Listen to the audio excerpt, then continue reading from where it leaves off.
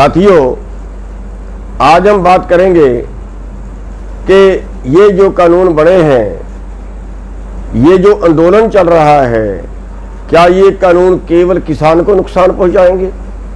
क्या ये आंदोलन केवल किसानों का है? इस पे थोड़ी चर्चा करेंगे। और जो हमारे दूसरे भाई हैं, जो हमारे एससी भाई हैं, बीसी भाई हैं, शहर वाले भाई हैं, वो और इस बात को अपने ज़्यादा साथियों तक पहुंचाएं और गंभीरता से मेरी बात पे विचार करें, या जो कर्मचारी भाई हैं। साथियों, आज जो आंदोलन चल रहा है वो बेशक किसानों ने शुरू किया है, लेकिन ये जो कानून है ये खेती कानून नहीं है, ये खेती व्यापार कानून है। खेती व्यापार का मतलब है कि पूरी जो हमारा उत्पादन है उसका व्यापार अब चंद लोग करेंगे, उसके लिए कानून बनाए हैं। और ये इससे मतलब ये नहीं है कि कोई किसान का उत्पादन बढ़ेगा या किसान का ज़्यादा मुनाफा होगा, वो मतलब नहीं है। इनका मतलब है कि आपके बीच से सरकार बाहर हो रही है कि आप कैसे ही खेती करो, कहीं बेचो, जिस चीज़ की मर्जी खेती करो, जिसके पास मर्जी बेचो। ये कानून बनाए हैं और उसको कहा गया कि अब किसान आज़ाद हो गया है। आज़ाद नहीं, पहले बात तो मैं किसानों के लिए बता दूं कि वो जो थी मंडी में जाना, एक सपोर्ट प्राइस मिलना, वो आपको सपोर्ट थी, सहायता थी कि अगर आप खुद सब कुछ ना कर सको तो हम आपको सपोर्ट देंगे ताकि देश जिंदा रहे। अब सरकार ने कहा है कि अब आपकी खेती आज़ाद कर दी गई है, अब सरकार आपके बीच से बाहर है, आप जानो और व्यापारी जाने। खेती व्यापार कानून, व्यापार अब खेती का व्यापार कैसे करेगा, ये कानून बनाए गए। अब साथियों, इससे क्या होगा? अब मान लिया हमारा गेहूं अडानी खरीदता है, उदाहरण के तौर पे है आज के सामने, आज के टाइम में। आज मान लिया हमारी गेहूं सिल्लो में जारी है, जैसे डांड में है, जैसे कि जींद में है, ऐसे पंजाब में कई हैं, उसमें सीधी गेहूं जारी है, वहीं पे उतरती है, वहीं पे सफाई होती है, वहीं पे ऑटोमेटिकली वो गोदाम में चली जाती है।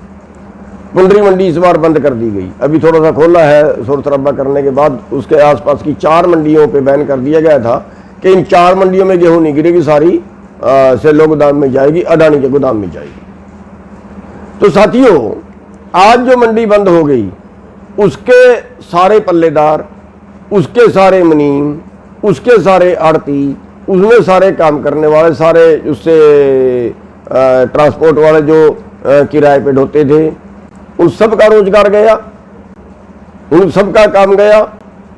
कल जब पूरे देश की मंडियां बंद हो जाएंगी और सारा उनके पास सीधा बिकेगा, सब वो सीधा खरीदेंगे, तो हमारे जो ये पूरे लोग हैं, जो मंडियों से जुड़े लोगों का रोजगार है, मान लिया आज हरियाणा में करीब 40,000 दुकानें हैं, उन पे 40,000 मुनीम भी होंगे, उन पे 1 लाख पल्लेदार भी होंगे, उन पे 5-7 हज़ार ट्रक भी होंगे, उन ट्रकों वाले पे ड्राइवर भी होंगे। तो वारदाना होगा, वारदाना बनाने वाली फैक्ट्रियां होंगी। तो ये सारे का सारा धंधा चौपट हो गया। और ये सारा अब वो सोचते होंगे हमें किसान से क्या मतलब, लेकिन प्रभावित तो होंगे ना, उन सब का रोजगार गया। और ऐसे ही करके ये पूरे देश का जो बिजनेस है, जब चंद लोगों के पास जाएगा, वो कम से कम भाव पे खरीदेंगे। पैदा करने वाले को ये नुकसान हुआ कि वो ज़्यादा से ज़्यादा भाव पे कैसे बेचेगा। मान लिया बासमती है, अब अगर मंडी बंद हो जाती है तो बासमती का उच्चतम रेट, उसकी बोली कैसे लगवाए? कोई रास्ता नहीं है, वो लुट गया। वही बासमती जब उनके गोदाम में चली गई, मान लिया पूरे देश की बासमती अंबानी ने खरीद ली, पूरे देश की बासमती अडानी ने खरीद ली, खरीदते हैं ये। और एक तो उससे छोटा व्यापारी खत्म, वो उस व्यापारी का व्यापार भी गया और उस व्यापारी के साथ जो और लोग जुड़े थे वो भी गए। फिर वो बासमती मॉल में चली गई। अब वही चावल आपको फिर 200 रुपए किलो में मिलेगा। अभी हो रहा है, आपके सामने है, 200 रुपए किलो में मिलेगा। उपभोक्ता की जेब से गया ज्यादा पैसा और पैदा करने वाले की जेब में गया कम से कम पैसा। आपके उदाहरण सामने है, जैसे पीछे दाल में हुआ, खरीदी 50 रुपए किलो, बेची 200 रुपए किलो। अभी आपके सामने प्याज में हुआ, खरीदा 8 रुपए किलो, बेचा 80 रुपए किलो। अब वो जो 80 रुपए किलो खरीदा वो किसान ने नहीं, वो सब ने खरीदा। उसमें हमारे मजदूर भाई भी थे। कभी ये नहीं देखा कि इस पे SC ST वालों को, जो हमारे दलित भाई है, उनको कम भाव पे मिलेगा, व्यापारी उसको ज्यादा भाव पे मिलेगा, या शहर वाला उसको कम भाव पे मिलेगा, गांव वाला उसको ज्यादा भाव पे मिलेगा। सब लूटे और आगे भी सब लूटेंगे। ये है पूरे देश का खेती व्यापार चंद लोगों के हवाले कर देना। और जब चंद लोगों के हवाले कर देंगे तो ये समझो फिर ये आंदोलन जो है ये हर भोजन खाने वाले का आंदोलन है। जो भोजन खाता है ये हर उस आदमी का आंदोलन है। और जब ये हर उस आदमी का आंदोलन है तो फिर वो घर क्यों बैठे हैं? आज शहर वाले भाई वो घर क्यों बैठे हैं? इस आंदोलन में क्यों नहीं आते? सबको नहीं मैं बोल रहा, बहुत से भाई आ रहे हैं, बहुत से सेवा कर रहे हैं, लेकिन बहुत से भी देख रहे हैं, बहुत से सोच रहे हैं कि शायद हमारा आंदोलन नहीं है। और ये RSS वाले, BJP वाले, जो इनके वर्कर हैं, वो शायद सोचते हैं कि BJP हमारा भगवान है। अरे भाई, रोटी तो आप भी खाओगे। क्या कोई ऐसा कानून देश में बन गया कि BJP को सस्ती मिलेगी? BJP का कार्यकर्ता उसको सस्ता मिलेगा? RSS का कार्यकर्ता उसको सस्ता मिलेगा? नहीं, उसको भी उसी भाव पे खरीदना पड़ेगा।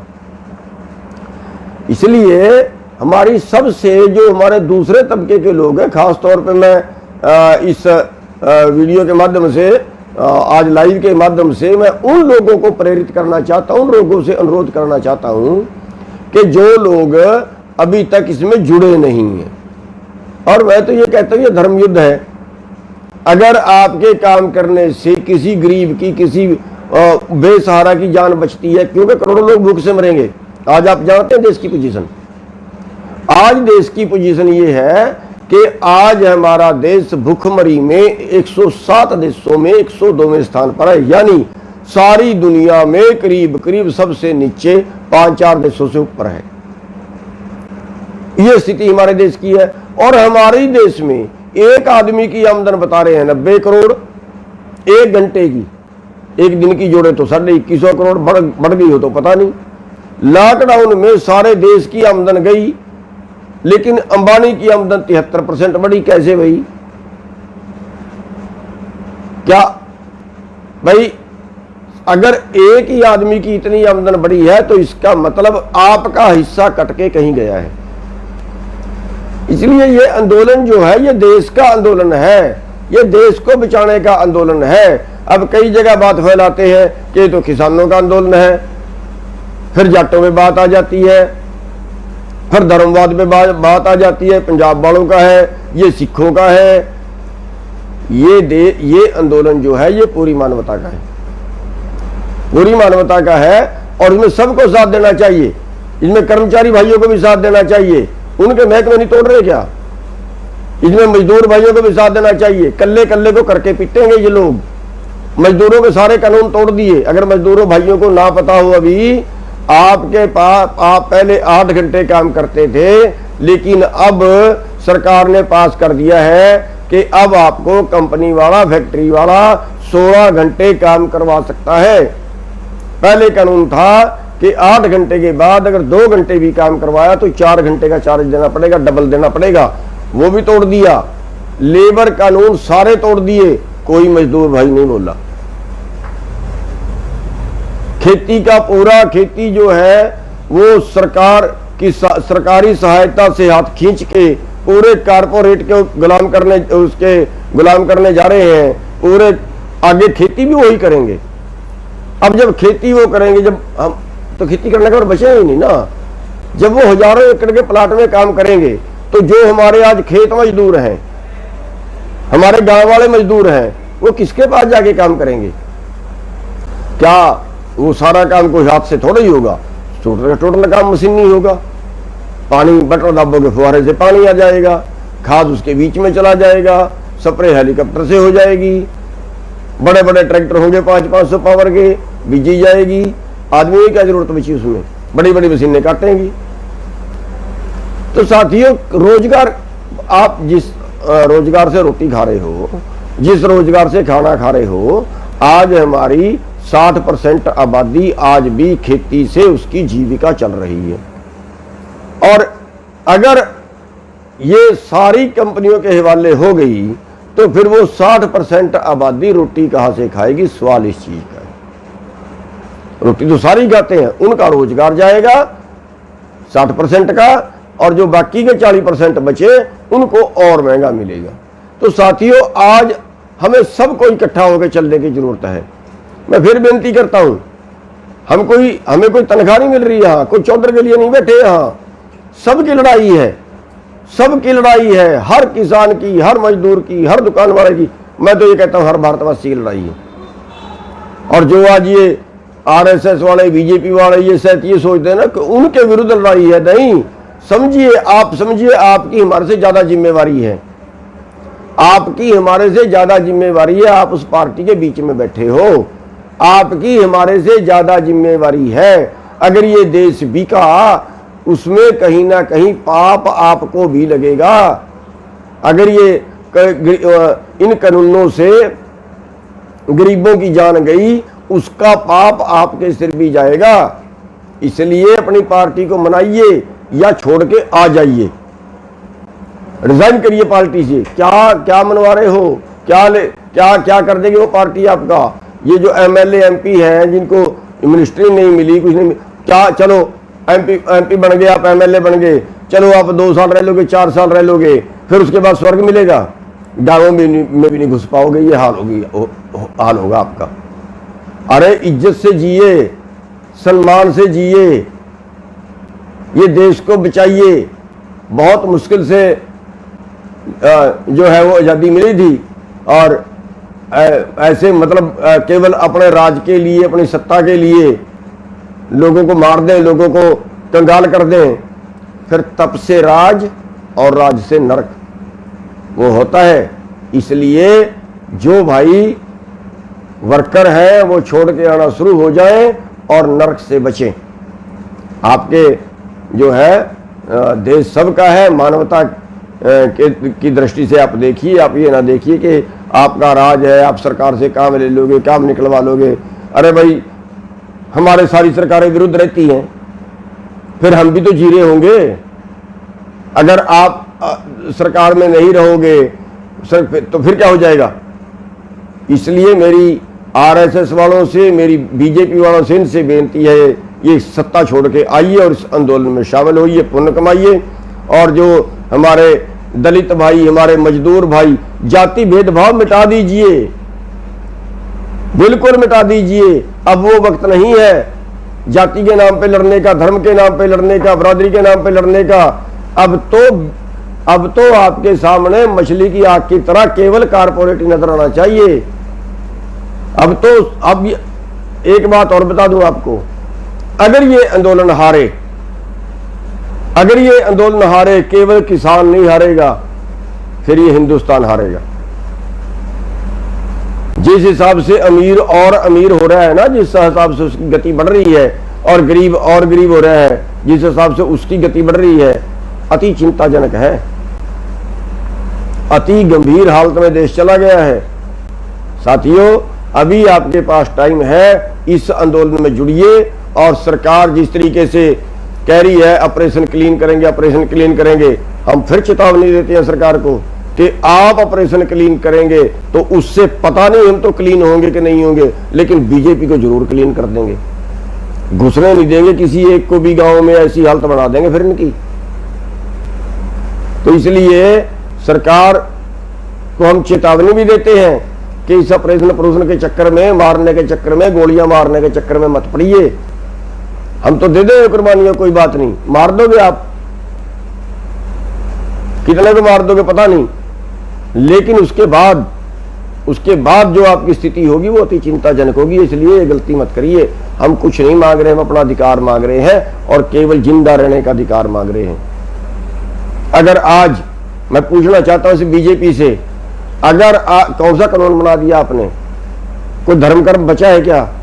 अगर आज कोई नेता सेंटर का, स्टेट का बीमार हो, 2 करोड़ रुपए का इलाज कराए, अरबपति है, अमेरिका में जाके इलाज कराए तो फ्री है, क्या आज देश की जनता के लिए वो सुविधा है? अगर 20 लाख रुपए किसी के इलाज पे लगे तो उसके पास सारी प्रॉपर्टी तो 2 लाख की नहीं है, 20 लाख का इलाज करा लेगा? क्या सुविधा दी? कैसे जिंदा बचे? अरे स्कूल भी बेच दिए, कुछ तो शर्म कर लेते। स्कूल भी बंद कर दिए, सब कुछ सेल पे लगा दिया। क्या निकालोगे आखिर? तप से राज, राज से नरक। कितने दिन राज करोगे? क्यों नरक भुगतते हो? अभी सुधर जाइए। ये जो कह रहे हैं ना ऑपरेशन क्लीन करेंगे, ये करेंगे, वो करेंगे, करिए जो करना है। हम तो जो कुर्बानियां देने के लिए ही आए हैं घर से। आप जो बनता है करिए, और लेकिन उसके जो बाद के रिजल्ट होंगे उन पर ध्यान मार लीजिए पहले। तो इसलिए मैं अपने सभी भाइयों से कहूँगा, मजदूरों से, किसानों से, दुकान वालों से, कर्मचारियों से, और ये आड़ती भाई, ये व्यापारी भाई, आज वक्त है इस धर्म युद्ध में साथ देने का, पुण्य कमाने का वक्त है आज सबके पास। कोई भाई थोड़ा कर सकता है, थोड़ा साथ दे, कोई भाई ज़्यादा कर सकता है, ज़्यादा साथ दे, लेकिन इस धर्म युद्ध में जरूर अपना हिस्सा डाले। ये देश को बचाने का युद्ध है, ये समाज को बचाने का युद्ध है, और आपके इस आंदोलन की तरफ दुनिया देख रही है। अगर आप ये आंदोलन जीतते हैं, अगर यहाँ ये व्यवस्था बदलती है, तो फिर ये मैसेज पूरी दुनिया में जाएगा। नेशनल दस्तक की आपसे गुजारिश है कि अगर इसको बचाना चाहते हैं तो नेशनल दस्तक को सब्सक्राइब करने के लिए रेड कलर के सब्सक्राइब बटन को दबाएं, फिर बेल आइकन की घंटी दबाएं। नेशनल दस्तक को बचाने के लिए बहुत जरूरी है कि हर खबर को शेयर करें, लाइक करें, कमेंट जरूर करें।